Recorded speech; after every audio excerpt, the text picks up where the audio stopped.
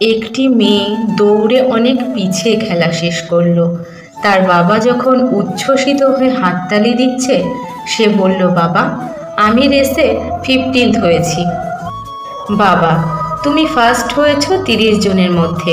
মেয়ে, কি করে? তাকিয়ে দেখো, তোমার পেছনে আরও 29 জন।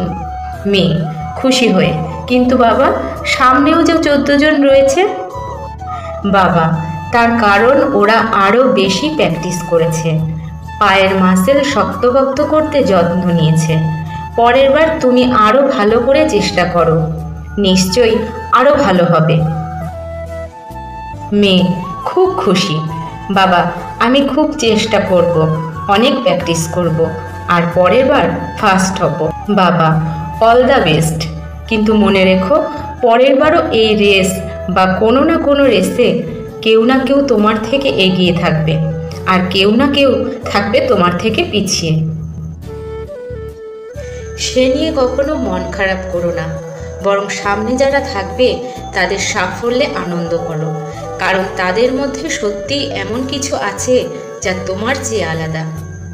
মন থেকে অ্যাপ্রিসিয়েট করো, যারা পিছিয়ে থাকবে তাদের উৎসাহ দিও, তাহলে জীবনে বড় রেসটায় সবসময় এগিয়ে থাকতে পারবে।